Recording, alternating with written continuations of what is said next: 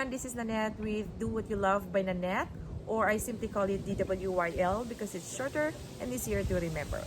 It's another beautiful day here in California, and in today's video, you will join me while I replant one of my overgrown succulents. It's actually right behind me. Are you ready? I planted this a year ago along with 4 others. I've been wanting to replant them, but because I had so many projects and been doing a lot of projects lately, I just neglected them. So I'm glad I have time today. So let's get to it. And here, these are the things that we need as we replant our overgrown succulents. So you need your gardening trowels, my mini shovel, brush, gloves, container, potting mix. Please be very mindful about potting mix. You need to use the one that's specific for cactus, succulents. So also I love using peat moss because it retains moisture, and perlite for drainage. So that's really important. Oh wow, this poor little thing. I don't know how it survived. So in this case, because they're now all leggy, you actually don't have to save the roots. You can just cut them.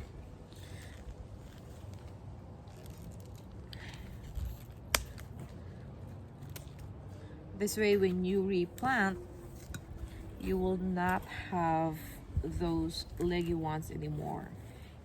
And with succulents, you really want them short, compact, and tightly planted next to each other. In fact, I want to show you one arrangement that I planted 3 months ago, and they are really looking healthy.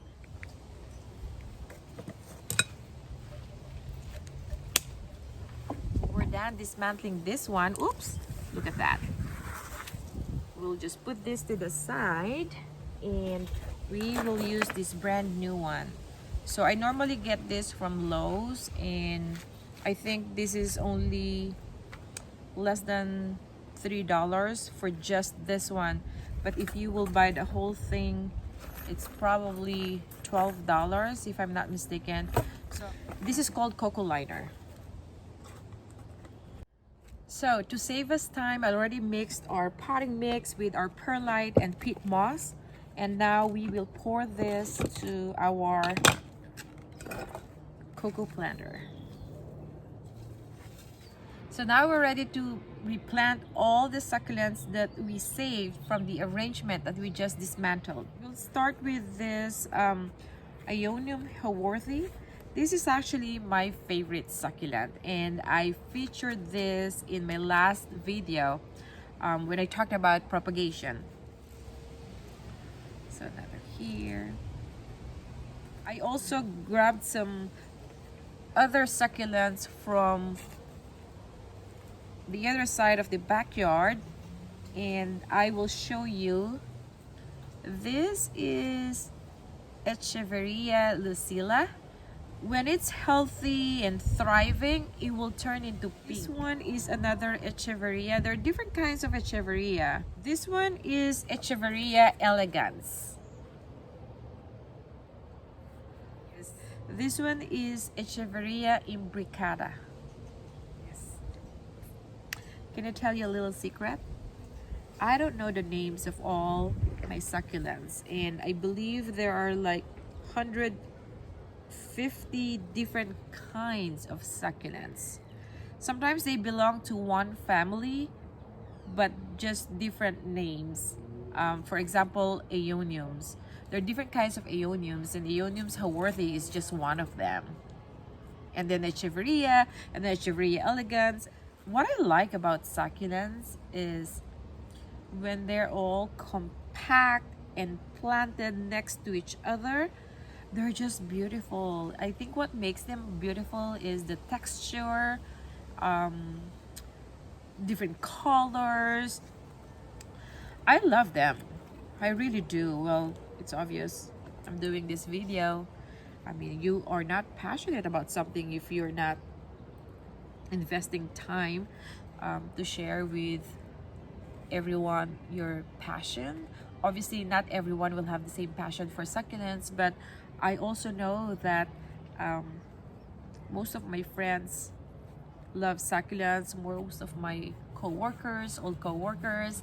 So that's one of the reasons why I like to make videos, because I'd like to be able to share. This one here is called the panda plant. I'm guessing it's called panda plant because it's white. I'm not sure if you can see the texture. I don't know how to describe that texture, but it's really beautiful. All right, we're almost done here, and I can't wait to show you our finished product. This one, believe it or not, is called it's a sedum, but it's called pork and beans. And then, like I said, just like echeveria and aeoniums, there are different kinds. This one is called so this is pork and beans. This one is called, it is also a sedum, but it's called Burros Trail. Yes, isn't it pretty? All of them are. All right, we're getting finished here.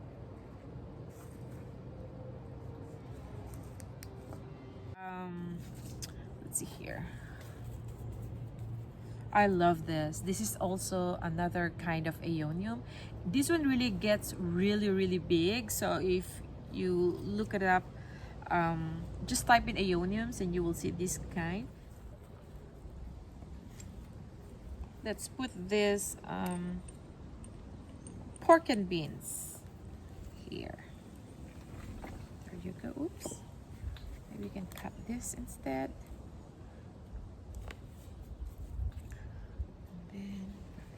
I think for the final touch, I want to use this. So these are from when I cleaned up yesterday. These are growing like crazy. So I cut them, clean up that section of the backyard, and I have some leftovers. With hanging planters, you also want to include succulents that are growing like a vine. It looks pretty when they're thriving and they're like just hanging there. Let's see here. There's something like that. And like I said earlier, you are not married to your arrangement. If you don't feel good about it, feel free to dismantle. It's okay. You enjoy while doing it anyway, so it's okay to start all over again. All right, I'm excited. This is so pretty. Okay, I can't wait. There you go. What else? More color. I found red one. I love colors. Hold on, let's see here. Okay, final touches. Home stretch. My old boss loves that term. Home stretch, guys. There you go. Okay, ta-da! Pretty. All right, so I will hang it back there. Let's do that. Our replanted hanging planter is looking gorgeous. Thank you for joining me. I hope you had fun, you learned something, and we'll see you next time.